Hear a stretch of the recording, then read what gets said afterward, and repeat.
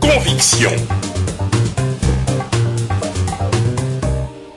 Bienvenue sur le plateau de Conviction. Vous êtes bien sur Radio Mboté, la voix de la diaspora africaine. Aujourd'hui, j'ai le grand plaisir d'accueillir Guy Patrice Lumumba, qui est le président du Cercle des Amis de Lumumba. Et vous l'aurez deviné, il s'agit du fils du tout premier ministre de l'histoire de la République démocratique du Congo. Avec lui, nous allons faire tout simplement connaissance. C'est le principe de l'émission. Guy Patrice Lumumba, bonjour. Bonjour Henri. Merci de nous faire l'honneur de répondre aux questions de Conviction. Nous allons essayer de faire connaissance pour le grand public qui connaît certes votre nom mais qui ne vous connaît pas forcément personnellement. C'est ici le lieu donc de faire connaissance. Qui est Guy Patrice Lumumba? Je suis président de l'association Cercle des Amis de Lumumba qui a été créée bien après les élections présidentielles de 2006. Car j'étais moi-même candidat en 2006, c'était pas pour pouvoir gagner les élections, dont les buts, pour moi, étaient tout d'abord de pouvoir rassembler tous les jeunes qui sont acquis à la pensée politique des Lumumba, rassembler également mes aînés qui sont des Lumumbistes, et rassembler la grande famille également des compatriotes qui souhaiteraient, qui s'est posé des questions sur l'avenir du Congo. Et voilà donc de cette association qui a été créée, pas tout seul, mais également avec des amis, dont beaucoup sont ici à Bruxelles. J'ai cherché à les créer avec des jeunes Congolais qui sont instruits, dont beaucoup sont venus du Congo, dans le but de pouvoir lire tous les écrits, tous les discours de Lumumba, et que nous-mêmes nous puissions en faire une synthèse et proposer un projet pour le Congo. Alors, revenons peut-être au sens de votre engagement politique. Je rappelle que vous êtes né quelques mois après le décès de feu votre père, en avril 1961, si je ne m'abuse. C'est bien ça. Vous avez assez tôt, assez rapidement, donné, en tout cas exprimé quelques dispositions politiques, puisque vous avez très rapidement en tout cas estimé que le régime Mobutu était décidément un régime qu'il fallait combattre. Nous sommes à peu près à 16-17 ans plus ou moins. Quel a été le fait générateur de votre engagement politique? Dites-nous comment les choses se sont passées d'abord et comment est-ce qu'elles se sont articulées, donnant un véritable contenu à votre parcours politique. Je dirais l'assassinat de mon père a été durement ressenti par la famille. Tout au long du pouvoir de Mobutu,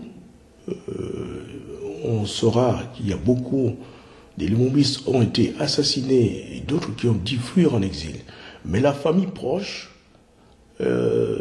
s'inquiétait beaucoup de leurs conditions de vie. Et j'essaierai de... Parce que j'ai dit à l'époque, quand on voyait dans tous les livres d'histoire, Lumumba a laissé 4 enfants qui sont tous partis en exil, en Égypte.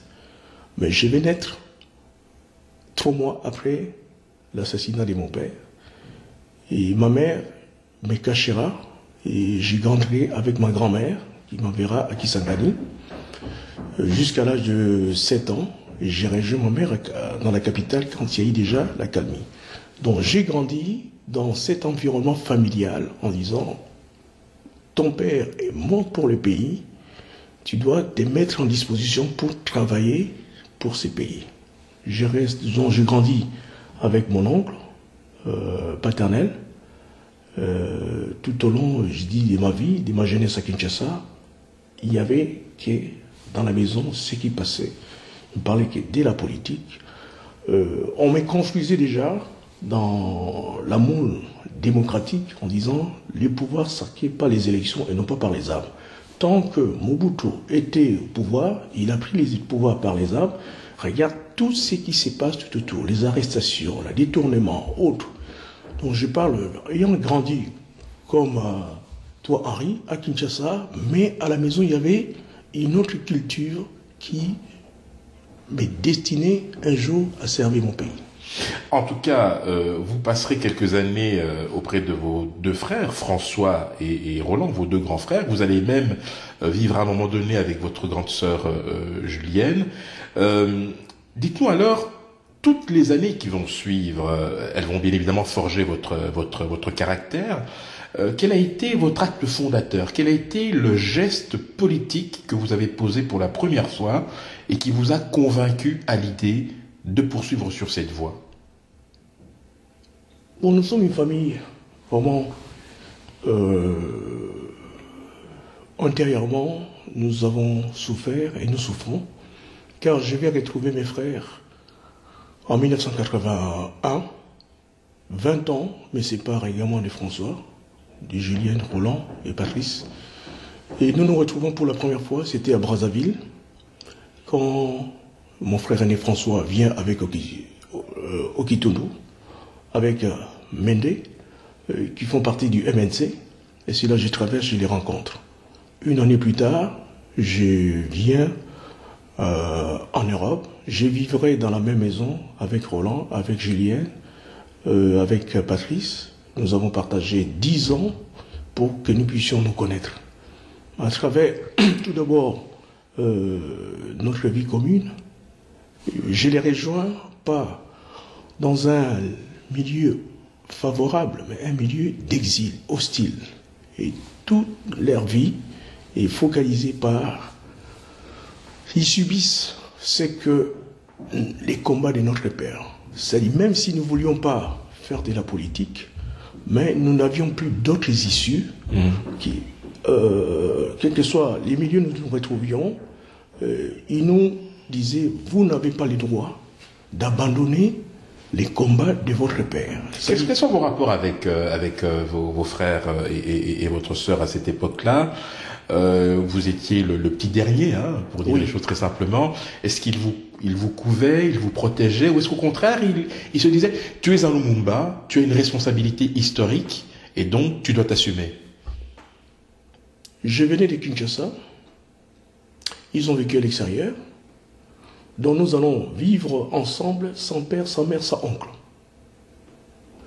Je viens avec un tempérament quinois. C'est-à-dire débrouillard, quelqu'un qui veut bousculer les choses, et par contre, ils sont tempérés. Donc, tout de suite, entre nous naissent une sorte de combat qui pour eux, je parle, c'est-à-dire là au niveau familial, une personne qui bouscule les règles. C'était un choc de civilisation. Oui. Appelons ça comme ça. Et c'est ce qui va me permettre, on verra bien des années plus tard, pourquoi l'aîné ne s'est pas présenté à la présidentielle ce soir. Parce que je connaissais mon pays, je connaissais ma culture, je connaissais les Quinois. Eux, quand ils vont rentrer, ils sont étrangers. Ils vivent 33 ans à l'extérieur. Ils vivent, ils connaissent aucune rue, aucune école, aucun ami. Alors que moi, j'ai gardé toutes ces relations à l'intérieur, tout comme à l'extérieur. Je vis avec également des Congolais. Y a-t-il eu à un moment donné, lorsque vous étiez à Kinshasa, que ce soit sous Mobutu ou même un peu plus tard, hein, sous le régime des Kabila père et fils, est-ce qu'il y a eu à un moment donné une tentation ou une tentative du pouvoir en place de vous récupérer?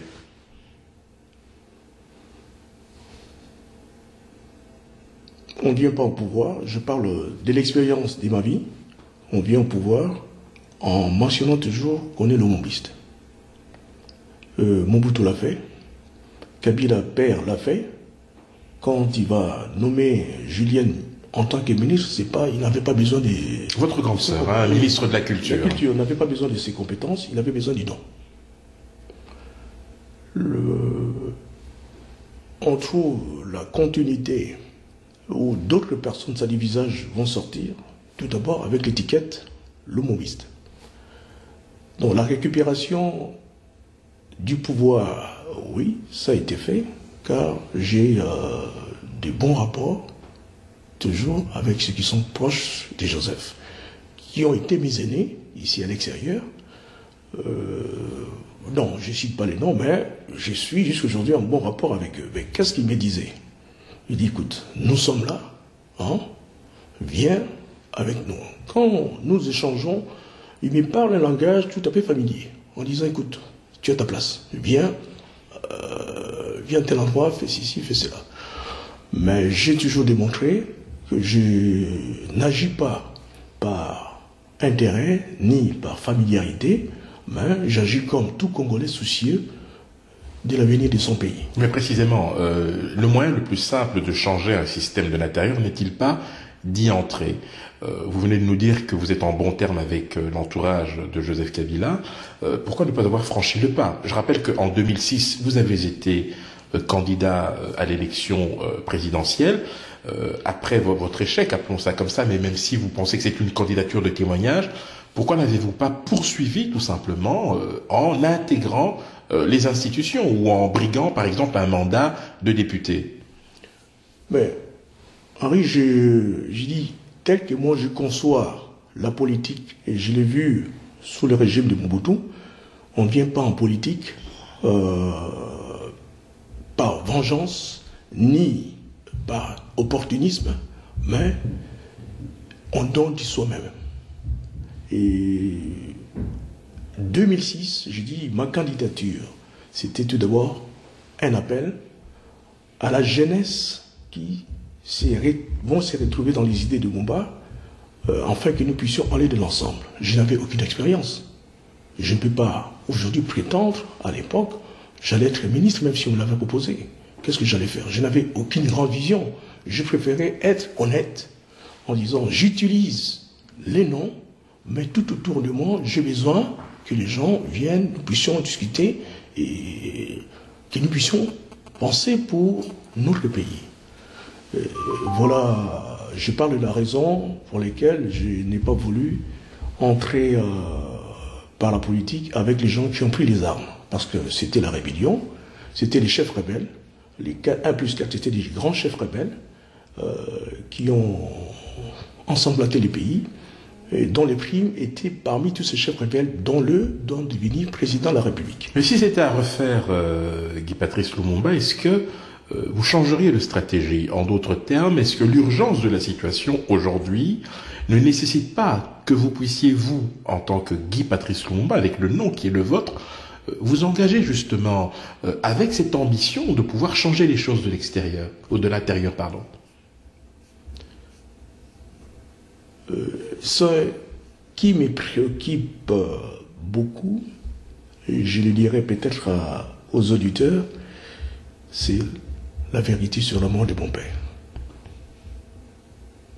Le Congo appartient à tous les Congolais. Je n'ai pas la mission de pouvoir apporter des grands changements.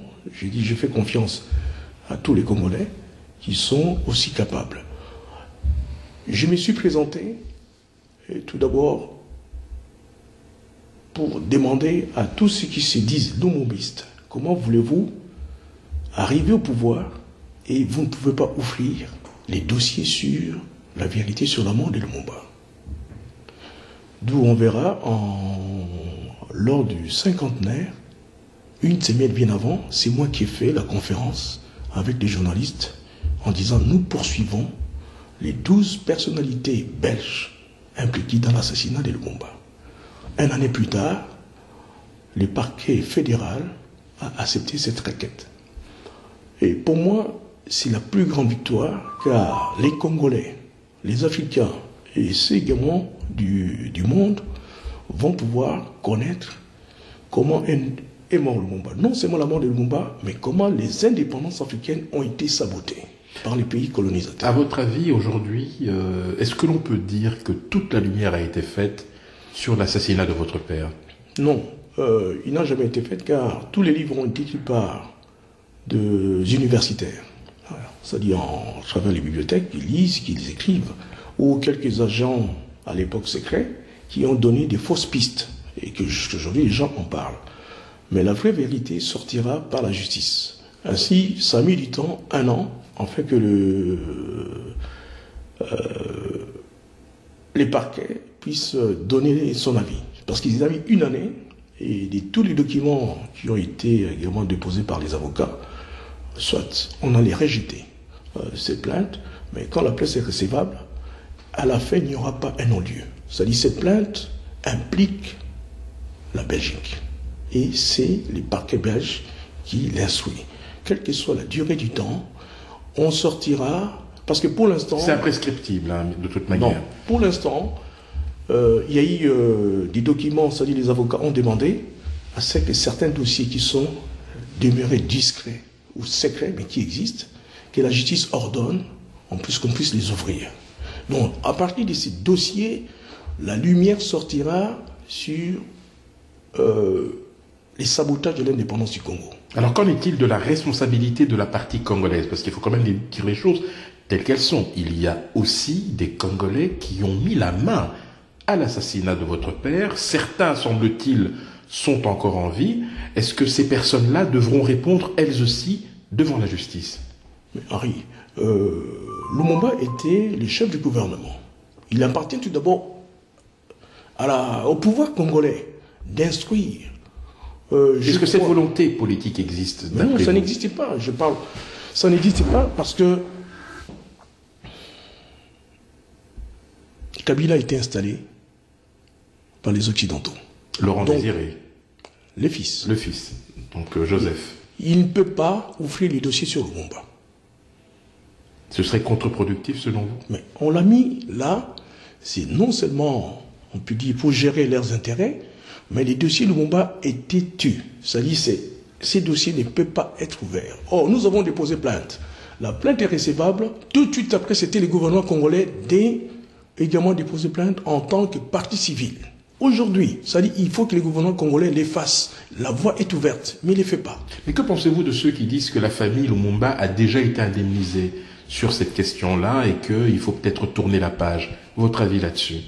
Bon, quand on dit les enfants, la famille, il y a eu notre maman la veuve et nous. Si on était indemnisé, je crois que je n'allais pas travailler comme tout le monde ici en Europe. Je serais installé au pays.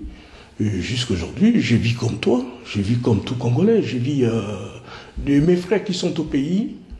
Personne n'a acheté une maison, personne n'a une fonction, personne n'y travaille. Je parle. S'il y a eu cette indemnisation, il y a eu la volonté, c'est vrai, des gouvernements belges d'ouvrir une fondation. Et cette fondation n'a jamais eu lieu. Pour quelle raison? Si nous avions accepté de travailler avec la fondation, nous ne pourrions plus déposer plainte. D'accord, c'est une contrepartie inacceptable. C'était une contrepartie au départ. D'accord. En déposant plainte, nous sommes dans notre droit, nous n'avons rien touché de la Belgique. D'accord. Alors, Guy Patrice Lumumba, nous allons évoluer dans notre échange. Nous allons peut-être évoquer l'actualité immédiate. Je rappelle qu'en 2006, vous avez été candidat. L'année prochaine, en 2016, des élections doivent se tenir. La Constitution interdit formellement à Joseph Kabila de briguer un troisième mandat.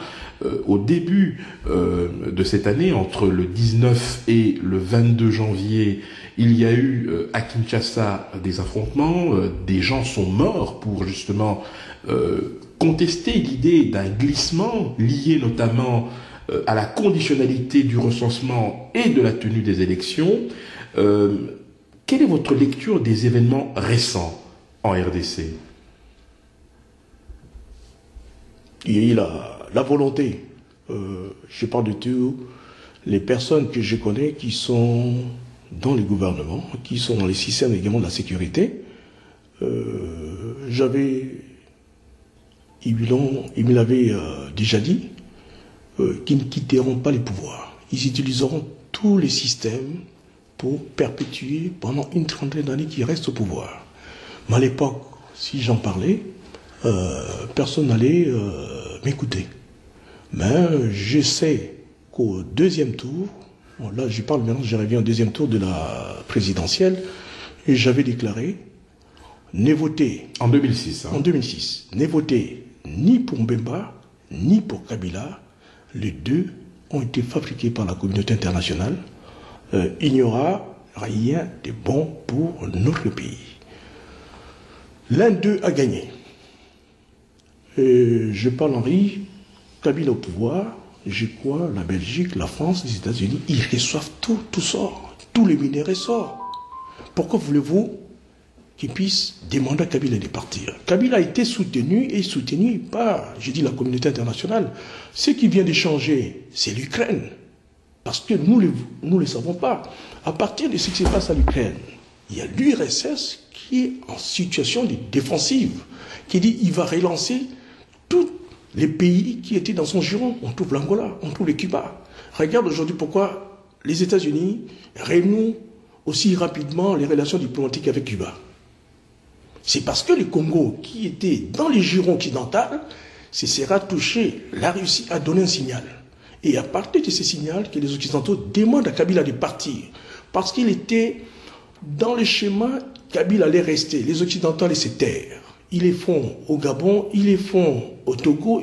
Non, ce n'est pas Kabila qui allait déranger les Occidentaux. Donc c'est en train de se passer aujourd'hui le débat institutionnel et constitutionnel, selon vous, c'est de la poudre aux yeux. C'est-à-dire que le respect de la Constitution, d'après vous, n'est pas à l'ordre du jour. Et donc, l'amendement de l'alinéa 3 de l'article 8 de la loi électorale révisée ne change rien au fait, selon vous, qu'il y ait une volonté de Kabila de se maintenir au pouvoir. Non, il a eu cette assurance d'aller au-delà de son deuxième mandat. Mais il y a un signal des Occidentaux, tu viens de lui dire, tu es obligé de mettre fin. Donc il n'a pas eu le temps, avec toute cette équipe, de préparer la sortie. Tu comprends là? Pour l'instant, Kabila se démène, il dit comment je vais sortir de cette situation. Qu'est-ce qui va se passer selon vous, ou qu'est-ce qui peut se passer selon vous d'ici 2016? D'abord, est-ce que vous pensez que cette année, en 2015, Joseph Kabila aura le courage de s'adresser au peuple congolais en disant « Je ne me représente pas », en dépit du fait que, de toute manière, il ne peut pas se représenter?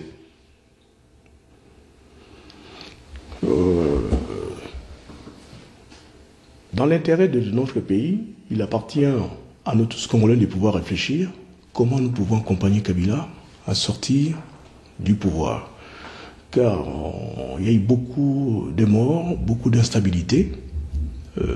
Pour moi, même si je suis informé de la suite, mais je dis encore, pour que nous puissions aller toujours dans la construction de notre pays, nous devons faire certains efforts, fermer les yeux sur certains méfaits du pouvoir de Kabila, car il y va de l'intérêt pour nous tous, afin que les élections aient lieu en 2016 ou 2017. Alors, Guy-Patrice Lumumba, vous êtes président de l'association Le Cercle des Amis de Lumumba. Est-ce que 2016, dont on espère qu'elle sera effectivement une année électorale, sera pour vous une occasion de renouveler l'expérience de 2006? En d'autres termes, serez-vous candidat? Et si c'est le cas, quelle est votre vision du Congo de demain, du Congo que vous voulez incarner et représenter? Je soutiendrai la candidature au sein d'un grand mouvement de toute personne qui sera appelée demain à se présenter à la présidentielle. Vous ne serez pas candidat, personnellement? Non, mon apport a été de réunir également beaucoup de jeunes, afin que nous puissions écrire, on peut dire, le projet de société de la MNC, dont je ne suis pas dedans, mais j'ai vu cette lacune. Nous les proposerons, enfin, que le parti ait un cadre pour aller aux élections. Mais je dis, je soutiens la candidature de toute personne. Si les partis me désignent, je serai également favorable, mais moi-même, je ne me donne pas comme projection d'être candidat. Alors, Christophe Beignet est décédé récemment. C'est l'un des tout derniers témoins vivants de l'histoire de notre cher et beau pays. Que reste-t-il aujourd'hui du MNC originel? Et en d'autres termes, que reste-t-il de l'héritage politique de votre père aujourd'hui? Est-ce que aujourd'hui vous pensez être en capacité de rassembler la famille lumumbiste? Bon, je dirais là, je ne suis pas comptable. Je parle bien après l'assassinat de Lumumba. Il y a eu des mouvements qui sont nés. Et tout d'abord, c'était les fronts des Moulélé. Quand ils vont arriver, parce que Moulélé n'a jamais gagné un territoire. Et c'est les fronts des Moulélé qui va s'étendre, qui va aller du Bandundu, la province orientale, jusque dans les Maniema. De tous les massacres qui vont être commis, qu'est-ce qu'ils diront? Nous venons venger Lumumba. Mais ce ne sont pas les Lumumbistes. Et c'est resté aujourd'hui, les Lumumbistes ont massacré les gens. Mais c'est un mouvement mouléliste qui viendra dire « nous vengeons ». Pour créer ces grands mouvements dont on trouve Beignet et bien d'autres, il m'a été difficile d'accepter cette comptabilité macabre. Donc vous ne vous reconnaissez pas dans ce combat qui a été mené par d'autres au nom de la vision de votre père? Mais pendant ce qui fait jusqu'aujourd'hui, des membres d'un MNC, qu'est-ce qu'ils ont écrit? Aujourd'hui, dans la capitale ou dans les provinces, quels sont les jeunes qui portent une carte du MNC? Il n'y en a pas. Dont je parle, je fais la part des choses. Nous avons été victimes. Mais je veux bien, si je dois me présenter auprès des Congolais, de définir si bien les événements qui se sont passés dans notre pays, non seulement il y a eu des assassinats de ceux qui sont venus dire venger Lumumba, il y a eu de l'autre côté où on assassinait les gens qui étaient des partisans de Lumumba. Mais pour évoluer, je préfère au moins éclairer ma position en disant je suis partisan de la non-violence. Toute dernière question, Guy Patrice Lumumba. Êtes-vous favorable à un dialogue de toutes les forces politiques pour créer les conditions d'un départ apaisé de Joseph Kabila? Ce n'est plus le moment. C'est trop tard? C'est trop tard. Il faut qu'il parte. Il doit partir. Et s'il s'accroche, qu'est-ce qui se passe? Il aura signé son avenir. D'accord. Merci infiniment, Guy Patrice Lumumba, d'avoir répondu aux questions de Radio Mboté. Je rappelle que vous êtes le président du Cercle des Amis de Lumumba. Merci infiniment. Merci beaucoup de m'avoir accueilli chez vous. Et je remercie également tous les auditeurs qui m'écoutent en disant de vos soutiens, nous pourrons avancer ensemble. Merci.